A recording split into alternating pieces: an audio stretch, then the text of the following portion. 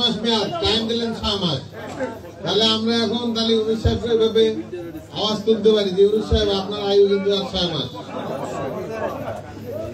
এখন ভোট দিলে কি সুবিধা কি কোন? আমি গল্প বক্তৃতা দেব না,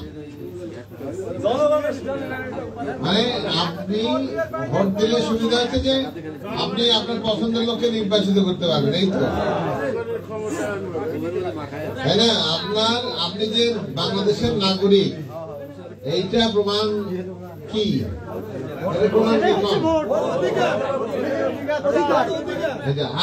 আর কি প্রমাণ আছে? আপনি যে বাংলাদেশের নাগরিক আর একটা কি প্রমাণ? দেখি পরীক্ষা নিচ্ছি পাস করে কিনা দেখি। বাবা এই যে বাংলাদেশের নাগরিক তার কি প্রমাণ ক? আমার জন্ম বাংলাদেশে, আমি এই দেশের নাগরিক, আমার গণতান্ত্রিক অধিকার আছে। তো প্রমাণ দেখান লাগবে তো। না, আমি এই দেশের জন্ম, এটা আমার জন্মস্থান। ইন্ডিয়ার একটা মহিলা বাংলাদেশে এসে চাকরি করে, বাচ্চা হলো, তাই বাংলাদেশের নাগরিক হবে? জন্ম না এখানেই বাচ্চা হয়েছে, জন্মস্থান নীতি অনুসরণ করে, জন্মস্থান ওইখানে। আমাদের একটা লোক যায় ইংল্যান্ডে যে বাচ্চা হলো, ইংল্যান্ডের নাগরিক হবে? দ্বৈত নাগরিকতা হবে, কারণ ওই দেশে হচ্ছে জন্মস্থান জন্ম নীতি দুটাই অনুসরণ করে। বুদ্ধি আছে। আচ্ছা, এটা দুইটা প্রমাণ। এটা একটা হচ্ছে যে তুই ভোট দিতে পারিস, এটা একটা প্রমাণ। আর 2 নম্বর হলো একটা ন্যাশনাল আইডি আছে, দুইটা প্রমাণ। নাগরিকের প্রমাণ হলো দুইটা, একটা হচ্ছে ন্যাশনাল আইডিটা ইদানিং আসছে, আর হচ্ছে ভোট দিতে পারি আমরা, এইটা হলো প্রমাণ। দেশ স্বাধীন হয়েও তো আমি বিভিন্ন জায়গায় কথা বলে দেখেছি মানুষ কিন্তু ভালো নাই, আসলে ভালো নাই। কেন ভালো নাই? বাজার ব্যবস্থার দাম একেবারে খুব খারাপ অবস্থা। এটা ধান কাটা হচ্ছে তাও 40 কেজি কত 60 টাকা, নতুন ধান উঠছে তাও 65 টাকা কেজি। এটা একটা সমস্যা। মানুষ করে চালের দাম কমান, সবজির দাম কিছুটা কমছে নাকি? আলু এখনো 70 টাকা। এই সমস্ত কারণে এখন তো আমাদের মাঠে মাঠে কাম, ধান কাটা শুরু হয়েছে, কাম এখন একটু রোজগার হচ্ছে বোধহয়। একদিন তো রোজগার ছিল না, তাই না? এখনো ধান কাটা শুরু হয়েছে না? মানুষের রোজগার। তুমি কি করো? তোমার জিজ্ঞেস করতেছি, দাঁড়াও। হ্যাঁ, কি কাম করছো? ধান কাটছো? তাহলে ব্যবসা করো? মাসে কেমন ইনকাম হয়? 15-16,000। আচ্ছা, তো ভালোই তো। তাহলে সংসারে কয়জন আছে? হ্যাঁ, 4 জন। কে বাপ-মা নাই? বাপ-মা আর তুমি, তোমার বউ, এই 4 জন মাত্র। আচ্ছা, মাসে 15-16,000 টাকা হয়। খরচ টরচ যায় কত থাকে? না,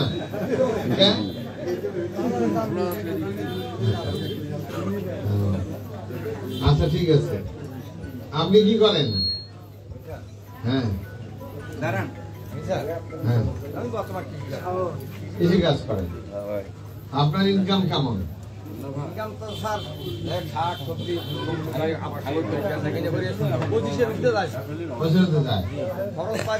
ছেলে মেয়েদের পেছনে খরচ পাতি দেখা যাচ্ছে,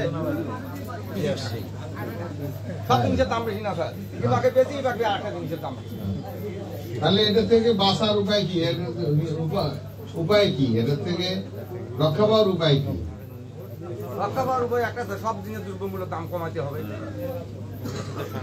কেমনে কমবে দ্রব্যমূল্যের দাম?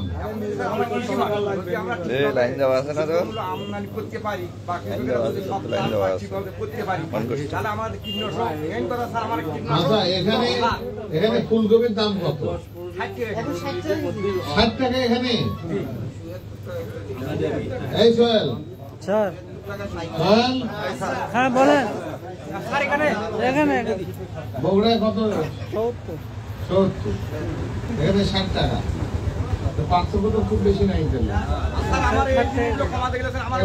বেগুনের দাম কত? 40-50। বগুড়ায় কত? 60 টাকা। 60 টাকা। আমাদের কৃষি মানে স্যার একটাই বাজার বই আছে স্যার, নির্বাচিত সরকার না হবেন স্যার আমরা কৃষক মানে। আমাদের দাবি একটা নির্বাচিত সরকার হবে, সরকার গঠন হওয়ার পর যদি আমরা কৃষক মানে বাঁচি, তাছাড়া আমাদের এই নিরপেক্ষ মানুষগুলো বা মধ্যম শ্রেণীর লোকগুলো আছে স্যার, আমাদের বাধা কোনো বই নেই। সরকার তো আগেও ছিল, শেখ হাসিনার সরকার। নৈতিক সরকার ওটার কথা বলতে স্যার আমার মাথা পায়ে রাখতে মারা দিতে স্যার। আমি একটা কথা বলি স্যার, আমার মেয়ে একটা অনার্স পাস করছে, একটা বিএ পাস করছে, একটা ছেলে আমি মনে করেন রং করতে সব ছেলে মেয়ে পড়াচ্ছে, একটা ছেলে আমার ইন্টার পাস করে স্যার প্রথম কোড়ায় পুলিশে গেছি স্যার, আব্বু আমি একটু পুলিশে যাবো। বাবা তুমি যে পুলিশে যাবা আমার তো হলো ব্যতিক্রম আছে কি, আমাদের দলীয় লোক যারা তারপর যদি লিস্টে নাম থাকে বাবা তার এখানে চাকরি করে এমনি ভাই তোমার লিস্টের নাম আছে? আচ্ছা স্যার আপনার কাজই আছে স্যার, আপনার কাজই আছে স্যার। ওই ছেলে মেয়ে দুটো স্যার আমার ইন্টারভিউ ডেকে পরীক্ষা ডেকে স্যার ওই এখানে বিএনপি ছাড়া পাবলিক নাই?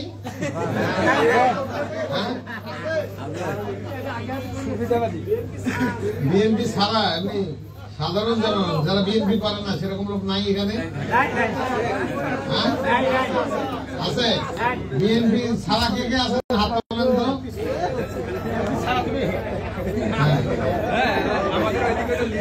সব যদি বিএনপি হয় তাহলে আলাপ করে গেলাম, পাবলিক কি করে সেটা শোনা লাগবে। বিএনপি তো আওয়ামী লীগকে গালাবেই, জামাতকেও পছন্দ করবে না, তাই না? সাধারণ মানুষ কি করে সেটা শোনা লাগবে। না এখন ঘটনা হচ্ছে যে তাহলে আপনারা জনপ্রতিনিধি নির্বাচন আমরা চাই, কারণ আমরা দীর্ঘ ধরেন 15 বছরের মধ্যে মানুষ ভোট দিতে পারিনি ঠিকভাবে, কোনো ভোটই ঠিক মতো দিতে পারে। এখন আমরা নির্বাচন চাই। আমাদেরকে এই ছাত্র জনতার অভ্যুত্থানের মধ্য দিয়ে যে সরকার গঠিত হয়েছে সে সরকার ওয়াদা করেছিল যে দ্রুততম সময়ে প্রয়োজনীয় সংস্কার করে একটা নির্বাচন অনুষ্ঠান করে নির্বাচিত সরকারের কাছে ক্ষমতা হস্তান্তর করবে। মানুষের জবাবদিহিতা যদি কোন সরকারের না থাকে, জবাবদিহিতা না থাকলে তাহলে সেই সরকার ভালো সরকার হয় না। এটা প্রথম কথা। যদি আপনি কাউকে নির্বাচিত করেন তাহলে সেই লোক 5 বছর পরে আপনার কাছে তাকে আসতে হবে। ধরেন আমাকে আপনি ভোট দিয়ে বানালেন, পরবর্তী নির্বাচনের সময় যদি আল্লাহ বাঁচায় রাখে তাহলে ভোট চাওয়ার জন্য আমার আসতে হবে। তখন আপনি বলতে পারবেন যে তুমি তো মেলা গপ্প করছিলেন যে এটা রাস্তা করবেন, কেন করবেন, কেন করবেন, তো কই তোমার তো কোনো খবরই নেই। খালি দেখি আগে তোমার ছিল, এখন আমার 4টা গাড়ি, এখন দেখি তোমার 8টা গাড়ি হয়েছে। এখন আমার 4টে বাড়ি আছে, তখন তোমার 8টা বাড়ি হয়েছে। তাহলে এই টাকাগুলো কোটে পেলেন? এগুলো আমার ঘরে টাকা এগুলো চুরি করছেন, তাই তো?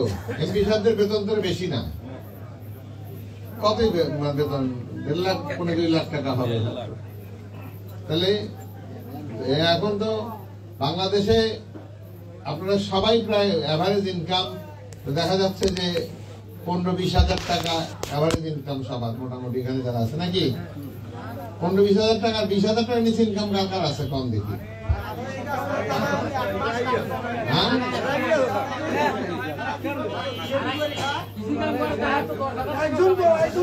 হ্যাঁ, ওই জমিদার কম, আপনি কম।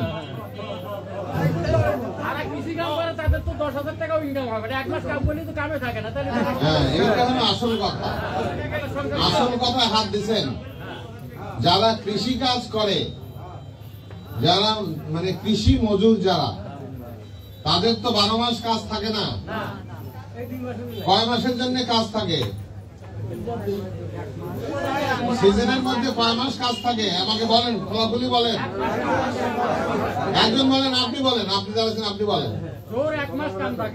এই ধান কাটার সময় 1 মাস কাম থাকে, তারপরে গাড়াগাড়ির সময় 15 দিন, 1.5 মাস, 2 সিজনে 1.5 মাস, 1.5 মাস, 3 মাস, 4 মাসই ধরলাম কাম থাকে। বাকি সময় কোনো কাজ থাকে না। তাহলে ইনকামটা কি?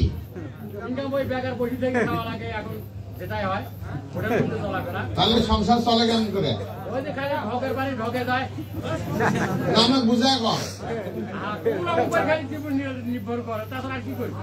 4 মাস কাম করে ধান 20,000 টাকা হলো, 4 দুগুণে 80,000 টাকা। বছরে 12 দিয়ে ভাগ দাও, 5 12 60, 6 12 72,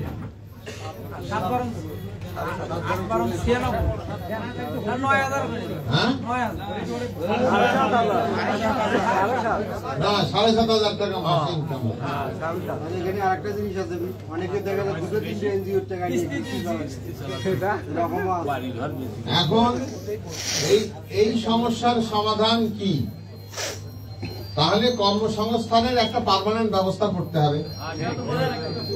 কর্মসংস্থানের পার্মানেন্ট ব্যবস্থা কিভাবে করব আমরা? এগুলা 2টা উপায় আছে। যেমন ধরেন এমপি যদি আমি হই, তাহলে এই জিনিসগুলো আপনাদের কাছে পরামর্শ করছি আর কি। যদি এমপি নির্বাচিত হই, তাহলে তো খালি ওয়াদা করলে হবে না, ওয়াদা পূরণ করতে হবে। আপনাদের বউগুলাকে যদি কাম করানো যায়, আপনাদের আপত্তি আছে? আপত্তি আছে? আপত্তি আছে, ওর আপত্তি আছে, আপত্তি নাই। আচ্ছা, বউ যদি আপনার সমান ইনকাম করে, বউ বাড়িতে বসে কিভাবে ইনকাম করতে পারে আমাকে একটা কম দেখি। আমি সেগুলা করবো। আমি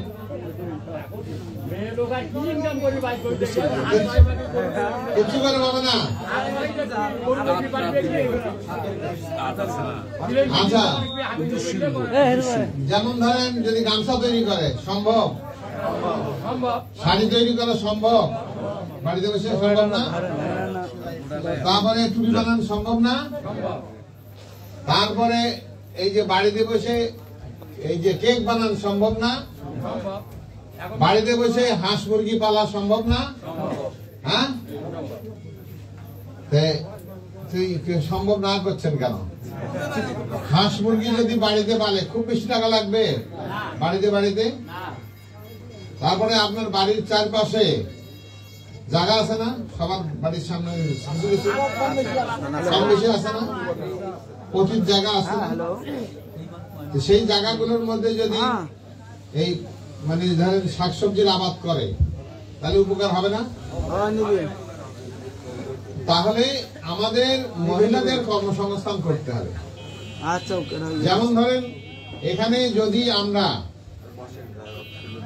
এখন মানে চিপস, পটেটোর চিপস তৈরি হয়, আপনার বউ কি নাড়ু বানাতে পারে? এই দাঁড়াও, তোমার বউ তোমার নাড়ু খিলেছে কোনদিন? তুই মোর বাড়ি যাবো, তোকে নাড়ু দেন, তুই নিয়ে এসে তোর বউ খিলাবো, মুখ এরকম নাড়ু টাকাও দেন। তুই টাকা নিয়ে ওই নারকেল কিনে নিয়ে তোর বউ কবো তুই নাড়ু বানাও, মুখ এটা খেয়ে নাড়ু খিলাও। নাড়ু বানায় সেটা বেচা যায় কি যায় না? তাহলে আরে আমি তো নাড়ু কিনে খাই, ঢাকার থেকে কিনে নিয়েছি নাড়ু। এখন এগুলো বাড়িতে মহিলারা পারবে না এগুলো বানাতে? আমরা বাড়িতে নাড়ু খাই না, তাহলে সেগুলো বিক্রি করলে টাকা হবে না? এই যে তাহলে আমাদের এই ধরনের কর্মকাণ্ডগুলো করতে হবে। আমাদের ধরেন একটা কোল্ড স্টোর সমবায় ভিত্তিক, সমবায় বোঝেন? এটা জিয়া রহমান চালু করছিল। যেমন সমবায় ভিত্তিক দোকান দেবো আমরা, এটা তো বাজারে সিন্ডিকেট করছে। আপনি যেখানে যাবেন চিনি কত কেজি এখন? 130। আমরা যদি একটা সমবায় ভিত্তিক দোকান দেই, সমবায় ভিত্তিক দোকান, যেমন 50টা লোক মিলে একটা সমবায় সমিতি করলো, আপনারা উদ্যোগে করলেন, সরকার পৃষ্ঠপোষকতা করলো, আপনাদেরকে লোন দিল, সমবায়ের একটা দোকান করলেন, আপনারা সমাজসেবার রেজিস্ট্রেশন করলেন, আপনাদেরকে লোন দেওয়া হলো, আপনি একটা দোকান করলেন, সমবায়ের দোকান, সেখানে আপনি ন্যায্য মূল্যে দিতে পারবেন না, কম লাভে দিতে পারবেন না, মানুষের উপকার হবে না। তারপরে সমবায় ভিত্তিতে চাষ করা যায় না জমি। এই যে 50টা লোক সমবায়ী হলো, এরা একসঙ্গে মিলে জমিগুলো যদি চাষাবাদ করে তাহলে লেবার কস্ট কম পড়বে। আর সরকার যদি জনগণের সরকার আমরা তৈরি করতে পারি, বা বিএনপির সরকারের কথাই বলি, আমরা বলেছি কৃষকরা গ্রামে বাস করে কত ভাগ মানুষ? ধরেন 85% মানুষ গ্রামে বাস করে, তার বেশিরভাগ মানুষ কৃষি নির্ভর। আমাদের এই অঞ্চলে বেশি কৃষি নির্ভর, দারিদ্রটা তো সেই জন্যই বেশি আমাদের। তাহলে এই কৃষি নির্ভরতা যদি আমরা কৃষককে দেব, শস্য বীমা দেব, শস্য জন্য বীমা দেব। আপনি হাঁস মুরগির চাষ করবেন, আপনাকে বীমা করার ব্যবস্থা করে দেব, পশু বীমা। গরুর চাষ করবেন, গরুর আবাদ মানে ফার্ম করবেন, সেখানে লোন দেওয়া হবে এবং আপনাদেরকে বীমা করে দেওয়া হবে। বীমাটা মানে কি? বীমা মানে আপনি প্রতি মাসে ধরেন 100 টাকা করে দিলেন জমা, বা 200 টাকা, একটা অনুমান। এখন কৃষকদের এইভাবে আমরা সাপোর্ট দেব, লোন দেব, প্লাস আমরা সাপোর্ট করব। আমাদের যে 31 দফার মধ্যে এইটা আছে। এখন যার ফলে আমরা কৃষকদের যদি অবস্থার উন্নতি হয়, অর্থনৈতিক অবস্থার উন্নতি হয়, 50% হচ্ছে মহিলা, এদের কাম হচ্ছে খালি বাড়িতে বসে থাকা আর ভাত পাক করা, ছোট ছোট ছেলেপেলে তাদের লালন পালন করা, বড় হয়ে গেলে তো লালন পালন করা লাগে না, তাই না? তো কি লালন পালন করা লাগে? লাগে না তো। এখন ঘটনা হচ্ছে যে আমরা আর একটা করবো কি, একটা মায়েদের নামে একটা কার্ড করব। প্রত্যেক বাড়িতে মায়েদের নামে একটা করে কার্ড হবে, সেখানে যে পরিবারের সব সদস্যদের নাম লেখা থাকবে। সেই কার্ড দিয়ে আমরা ন্যায্য মূল্যে আমরা সরবরাহ করব। মানে মাসের একটা অংশ, একটা বাড়িতে যা লাগে হয়তো সব আমরা করতে পারবো না। একটা পরিবারে যদি 40 কেজি 1 মণ চাল লাগে মাসে, আমরা হয়তো মাসে ধরেন 20 কেজি চাল তার ন্যায্য মূল্যে, সয়াবিন, ডাল, চিনি, এগুলো ন্যায্য মূল্যে আমরা ওই কার্ডধারীদের, আগে যেমন রেশন কার্ড ছিল ওই রকম কার্ড সিস্টেম করব, পরিবার ভিত্তিক, মায়েদের নামে হবে। তারেক সাহেব তো ঘোষণাই দিয়েছেন, এটা শুনেছেন অনেকেই আপনারা। তাহলে আমাদের যে কষ্ট, সে কষ্টটা লাঘব হবে। আমরা উদ্যোক্তা চাই, উদ্যোক্তা। যেমন আমরা এই যে ধরেন আনোয়ারকে বলবো যে আমি জানি না ওর ফার্ম আছে কিনা, তুমি মুরগির ফার্ম করো একটা, সুজনকে বলবো গরুর ফার্ম কর। হচ্ছে যে তারপরে যে সমবায়ী যারা করবেন তাদেরকে বলবো যে তোমরা, আমাদের এই অঞ্চলে কলার আবাদ খুব কম না, কলা থেকে কিন্তু লাভ হবে না, কে হবে না, সব হবে। এখানে খেজুরও হবে, এখানে আঙ্গুরও হবে, সব হবে। কে বলছে হবে না? এটা মানে খালি ঠিক মতো বাংলাদেশে এখন সব উৎপন্ন হচ্ছে, থাইল্যান্ডের ফলগুলা উৎপন্ন হচ্ছে না, পানির উপরে উৎপাদন করতেছে। না না, থাইল্যান্ডের যে বড় বড় এগুলোর নাম কি? ড্রাগন। ড্রাগন ফল হচ্ছে না, তারপরে থাই পেয়ারা হচ্ছে না, হবে না কম কেন? এক সময় কত যে গম বাংলাদেশে হয় না, বাংলাদেশে সবই হয়। তা এখন এইরকম বিভিন্ন রকম কৃষি পণ্য উৎপাদন করবে এবং কৃষি পণ্যগুলো সংরক্ষণ করার ব্যবস্থা করতে হবে, স্টোরেজ সিস্টেম করতে হবে। স্টোরেজ সিস্টেম যদি আমরা করতে পারি তাহলে কৃষি পণ্য যদি আমাদের এলাকাতে কোল্ড স্টোরেজই নাই, হ্যাঁ, এখন কি বলে ইমরান এখন কামাই করতেছে ভালোই। ইমরানকে বলবো যে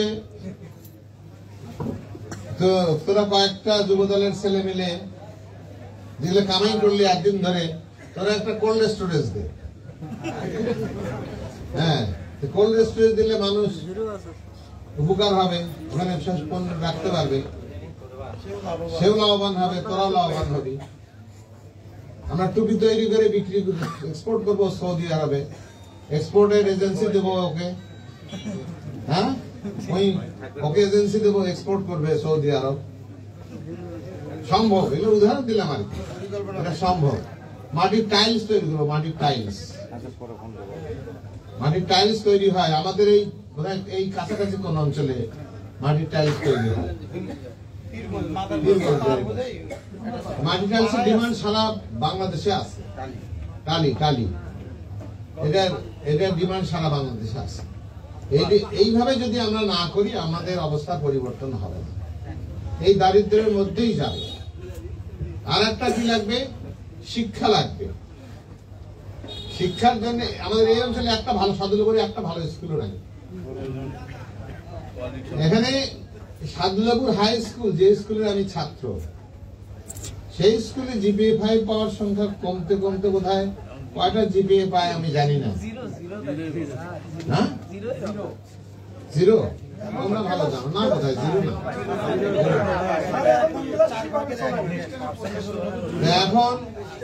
এখন শিক্ষকদের নিয়োগ হয়, এখন অবশ্য একটু পরিবর্তন হয়েছে, প্যানেল হয়েছে। শিক্ষকদের শিক্ষার মান কমতে কমতে এমন অবস্থায় গেছে, একটা বিশ্ববিদ্যালয়ের ভর্তি পরীক্ষায় ইংরেজি সাবজেক্টে 2%, 100টা ছেলে দিলে 2% ছেলে ভর্তি হওয়ার যোগ্যতা লাভ করে, সবগুলো জিপিএ 5 পাওয়া আছে। শিক্ষার অবস্থা হচ্ছে এইরকম। ওই ডাক্তার চিকিৎসা করবে আর সব রোগী মরে যাবে, ওই ইঞ্জিনিয়ার ব্রিজ বানাবে ভেঙে পড়বে। এটা ইন্ডিয়া ইচ্ছাকৃত ভাবে এই ধরনের শিক্ষা ব্যবস্থা বাংলাদেশে চালু হয়েছে। এটা শিক্ষা ব্যবস্থা, এটা বাংলাদেশটাকে যদি কোন দেশকে ধ্বংস করতে হয় সেই দেশের শিক্ষা ব্যবস্থাকে ধ্বংস করে, এটা ইন্ডিয়ার পলিসি। ডাক্তার যদি ভালো রোগী ভালো করতে না পারে তাহলে ইন্ডিয়ার ডাক্তার এসে চিকিৎসা করবে, ইন্ডিয়ার ইঞ্জিনিয়ার আসতেছে তো, গার্মেন্ট সেক্টরে সব ইন্ডিয়ানরা বসে আছে। ইন্ডিয়ানরা বাংলাদেশ থেকে আমাদের 1 কোটি শ্রমিক বিদেশে কাজ করে, তার লোক চাকরি পায় না। 2 কোটি, কেউ বলে 3 কোটি শিক্ষিত যুবক বেকার। ইন্ডিয়ার পুলিশ এসে বাংলাদেশে চাকরি করতেছে, ইন্ডিয়ান পুলিশ, ইন্ডিয়ান আর্মির মধ্যে বসে আছে, গোয়েন্দা সংস্থার এজেন্ট। শেখ হাসিনা পলায়ন করার পরে দেখছেন ভিডিও দৃশ্যটা, দেখছেন না? এয়ারপোর্ট দিয়ে আর্মি ড্রেস পরা একগুলো লোক দৌড় দিয়ে তাড়াহুড়ো করে হেলিকপ্টার উঠে চলে গেল, অনেকেই দেখছে। বাংলাদেশে এসে ইন্ডিয়ান আর্মি শেখ হাসিনা পাহারা দিত, কয়টা ব্যাংক অ্যাকাউন্ট আছে, কোন ব্যাংকে কত টাকা আছে, এভরিথিং শো করতেছে। যে আর একটা গাড়ি আপনি নতুন কিনছেন, সে গাড়ির রেজিস্ট্রেশনের দাম হচ্ছে, যার রেজিস্ট্রেশন 50,000 টাকা রেজিস্ট্রেশন, সেটা 1 লাখ টাকা দিতে হবে, দ্বিগুণ দিতে হবে। এটা তো গভর্নমেন্টের, এটা তো জেনে ফেলছে। আমি তো দেখাইনি গাড়ি, কিন্তু গভর্নমেন্ট সিস্টেমটা এরকম যে আপনার কোথায় কি আছে, গাড়ি কয়টা আছে, কয়টা ব্যাংক অ্যাকাউন্ট আছে, কয় টাকা আছে, সব বের করতে পারে। তারেক রহমানের নামে তো কিচ্ছু বের করতে পারেনি, খালেদা জিয়ার নামে কিচ্ছু বের করে, যা বলছে সব বদনাম, সমস্ত কিছু বদনাম। ওদের তারেক রহমানের বাংলাদেশে খালি 4-5 বিঘা জমি আছে, আর তারেক রহমানের কোনো সম্পদ নেই। কাজেই একটা সৎ মানুষের দল, শহীদ জিয়ার দল, খালেদা জিয়ার দল, তারেক রহমানের দল, এরা এই মানুষগুলো যারা নেতা তারা সৎ। আমরা কেউ অসৎ আছি, কিন্তু সবই প্রায় মানে সবই দরিদ্র দরিদ্র দরিদ্র দরিদ্র দরিদ্র দরিদ্র সবই দরিদ্র। আপনারা আমার মধ্যে, আমি একটু এর মধ্যে একটু টাকা পয়সা বেশি আছে, এটা কিছুই করে না, বেকার। ঘটনা আছে যে আমরা আর আপনাদের মধ্যে কিন্তু কোনো ডিফারেন্স নেই, কোনো ডিফারেন্স নেই। আওয়ামী লীগের সাথে ডিফারেন্স আছে কি নাই? কম। জাতীয় পার্টি যারা করছে একসময় তাদের সাথে ডিফারেন্স আছে নাই? কি কম। জামাতের সাথেও ডিফারেন্স আছে। জামাতের সোর্স আছে টাকা, বাইরে থেকে টাকা আসে, বাইরে থেকে টাকা আসে তাদের মেলা ফাইন্যান্সিয়াল প্রতিষ্ঠান আছে, ইসলামী ব্যাংক আছে, বড় বড় হাসপাতাল আছে, প্রতিষ্ঠান আছে। আমাদের বিএনপির কিচ্ছু নেই, মানে কোনো সোর্স নাই। বিএনপির লোক যে ইনকাম করবে বা বিএনপি দলীয় ভাবে ইনকাম করবে, কোনো রকম সোর্স নেই। মানে আপনাদের মতো আমরা প্রায় সর্বহারা। আপনারা আমরা ভাই ভাই, সব গরিব ভাই ভাই, সব সর্বহারা ভাই ভাই, সব মজলুম ভাই ভাই। কাজেই বিএনপিকে নির্বাচিত করতে হবে নাকি? আমরা তো যেমন ধরেন আমাদের মধ্যে খারাপ কাজ করে না যে বলবো না, 2-4 খারাপ কাজ তো করেই, কিন্তু তার পরিমাণটা কম, তার পরিমাণটা কম। হ্যাঁ হ্যাঁ, হচ্ছে যে এখন হচ্ছে যে এগুলোর মধ্যেই মন্দের ভালো বিএনপি কে বেছে নিতে হবে। আর তো কাক বাঁচিয়ে দেবেন? ধরেন জামাত ভোট বিএনপির সাথে, বিএনপিকে একবার আওয়ামী লীগের সঙ্গে মিলে বিএনপি সরকার থেকে উৎখাত করলো, করে আওয়ামী লীগ ভোট করলো, জামাত ভোট করলো, বিএনপি ভোট করলো, জাতীয় পার্টি ভোট করলো। বিএনপি সিট পাইলো 116টা, আর জামাত ভোট পাইলো 3টে। বিএনপি স্যার একবার ভোট করে দেখুক, করছে একবার, 3টে সিট পাইছে। তো এবার ভোট করলে কয়টা সিট পাবে? 3 গুণ, 4 গুণ, 5 গুণ, 30টা সিট পাইলো, 40টা পাইলো, ধরেন 50টা পাইলো। তা দিয়ে সরকার গঠন হবে সেটা দিয়ে? তাহলে ওদের ভোট দিয়ে কি লাভ? যদি সরকারি গঠন করতে না পারে তাহলে ভোট দিয়ে কি করবে? সরকারি এমপি ছাড়া তো এলাকার উন্নয়ন ওইভাবে করতে পাবে না। ধরেন সরকার জাতীয় পার্টির সরকার, সরি আগে কখনো ধরেন আওয়ামী লীগের সরকার ছিল, বিএনপি ছিল, ভোট দিচ্ছেন আপনার রাব্বিকে, কিছু হয়েছে? কোন উন্নতি হয়েছে? সাদুল্লাপুরে রাব্বির কোন উন্নয়নের চিহ্নের কোন নিশানা আছে? এরা যদি বিএনপির লোক হতো তাহলে উন্নয়ন পাইতে। এখন ঘটনা হচ্ছে সেই কারণে আপনাদের চিন্তা করতে হবে যে সরকার গঠন করবে কারা? বিএনপি। তাহলে বিএনপির লোককেই নির্বাচিত করতে হবে। আর হচ্ছে যে বিএনপির মধ্যে এখন পর্যন্ত আমি একমাত্র প্রার্থী। এখন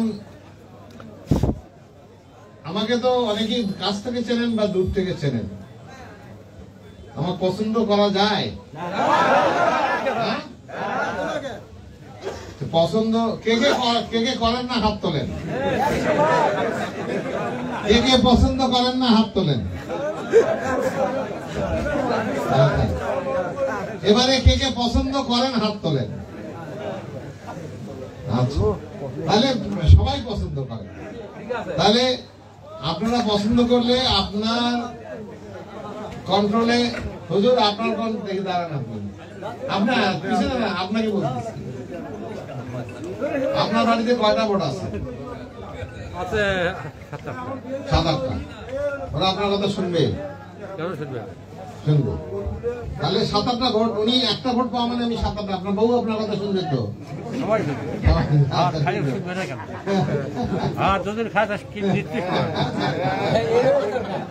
তাহলে ধরেন উনি একটা ভোট মানে কিন্তু একটা ভোট না, 7-8টা ভোট। হ্যাঁ,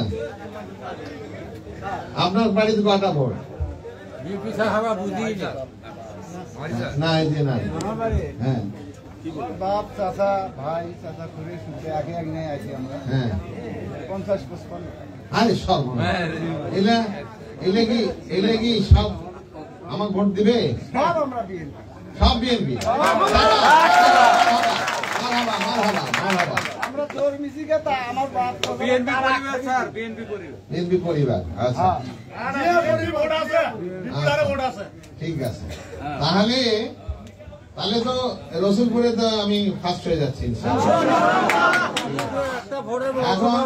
এটা খালি আপনারা নিজেরা আত্মীয় স্বজন আছে না, আরো আপনার পরিবার ছাড়া আত্মীয় স্বজন আছে, বন্ধু বান্ধব আছে, অন্য ইউনিয়নে আছে, সবাইকে তাহলে বলবেন যে এই লোকটা ভালো, এই লোকটা নির্ভর করা যায়, এই লোকটা চোর না। আমি চোর এটা কি আপনাদের কাছে মনে হয়? যদি মনে হয় এই লোকটা চুরি করবে তাহলে ভোট দিবেন না। এই লোকটার ব্যবহার খারাপ যদি মনে হয় ভোট দিবেন না। এই লোকটার সাথে কথা বলা যায় না, হেভি মেজাজ, তাহলে ভোট দিবেন না। এই লোকটা এলাকার উন্নয়ন করবে বলে আমাদের বিশ্বাস হয় না, ভোট আমাকে দিবেন না। যদি মনে হয় যে না এই লোকটা সৎ, এই লোকটা নিষ্ঠাবান, এই লোকটা ওয়াদার বরখেলাপ করে না, আমানতের খেয়ানত করে না, মানুষের টাকা মেরে দেওয়ার কোনো উদাহরণ নাই, অন্যায়কে প্রশ্রয় দেয় না। আমার দলের অন্যায়কে আমি প্রশ্রয় দিই না। দলের নেতা কর্মীরা ওরা কত গাল খায় জিজ্ঞেস করে দেখেন। আপনার ভোটের জন্য স্যার মানুষ একমত হয়ে আছে না, ওই যে কেউ অন্যায় করলে জিজ্ঞেস করে দেখেন আমার কিরকম গাল খায়, ঝাড়ি খায় কোনো একটা অকাম করলে। কাজেই আমি কোন রকম অন্যায়কে প্রশ্রয় দেব না। আমার কাছে আমি যদি এমপি হই, আমি খালি বিএনপির এমপি হব না, আমি সমগ্র এলাকার মানুষের এমপি হব। আমি আওয়ামী লীগেরও এমপি হব, আমি জামাতেরও এমপি হব, আমি জাতীয় পার্টির এমপি হব, যে কোনো দল করে না তারও এমপি হব, সব মানুষের এমপি হব। বাসে বাসে খালি ওদের খালি সুবিধা দেব এটা মনে করার কোনো কারণ নাই। খালি এই যে দলের লোককে সুবিধা দেব এটাই মনে করার কোনো কারণ নাই। আমি মানুষের যাতে উপকার হয় সেই চেষ্টা করব, এলাকার যাতে উপকার হয় সেই চেষ্টা করব। করিডোরে যদি কিছু বাসে তাহলে ওদের দেব, হ্যাঁ ওদেরকেও মহরুম করবো না। কাজেই আপনারা আমাকে নির্ভর করতে পারেন, ভরসা করতে পারেন, আল্লাহ তাআলার কাছে দোয়া করবেন এবং আপনাদের এলাকাতে যত আত্মীয় স্বজন আছে, বন্ধু বান্ধব আছে, সবাইকে, আমি তো সবার কাছে পৌঁছতে পারবো না।